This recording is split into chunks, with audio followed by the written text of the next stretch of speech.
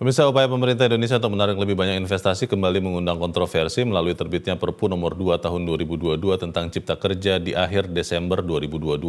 Perpu ini mengundang reaksi keras di dalam negeri. Bagaimana dengan sikap kalangan bisnis di Amerika Serikat? Ikuti laporan tim VOA berikut ini. Pagi hari ini didampingi Penerbitan Peraturan Pemerintah Pengganti Undang-Undang Nomor 2 Tahun 2022 atau Perpu Cipta Kerja mendapat perhatian pengusaha di Amerika Serikat, termasuk yang tergabung dalam Kamar Dagang Amerika Indonesia. But the overall thrust of the omnibus remains what it was from 2020, I mean. So this is just sort of conforming with the decision of the Constitutional Court. Secara umum, pengusaha dan calon investor di Amerika Serikat mendukung reformasi aturan terkait investasi dan perdagangan yang bisa mengurangi ketidakpastian hukum. A lot of investment that left China because of the Trump tariffs relocated to other countries and not to Indonesia.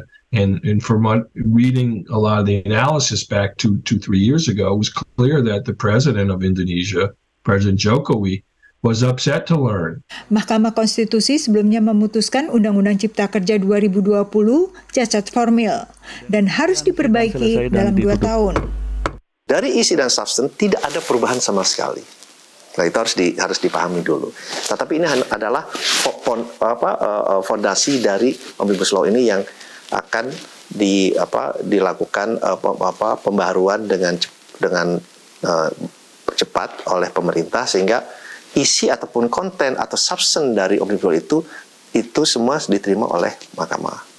Menurut pemerintah Indonesia, Perpu Cipta Kerja ini merupakan antisipasi tantangan global dan mengamankan target investasi dan perdagangan internasional, seperti misalnya perdagangan yang diatur dalam Kemitraan Ekonomi Komprehensif Regional Indonesia dengan Tiongkok (RCEP) yang mulai berlaku 2 Januari lalu, hanya beberapa hari setelah terbitnya Perpu pengganti Cipta Kerja.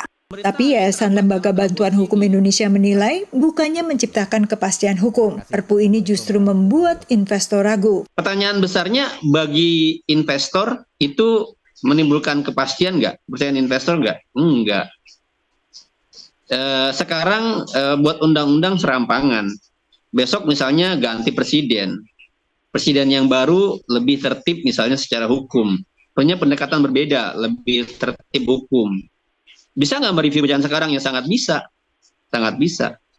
Selain itu, menurut Isnur, banyak aturan turunan yang diperlukan agar pasal-pasal dalam Perpu bisa diberlakukan segera.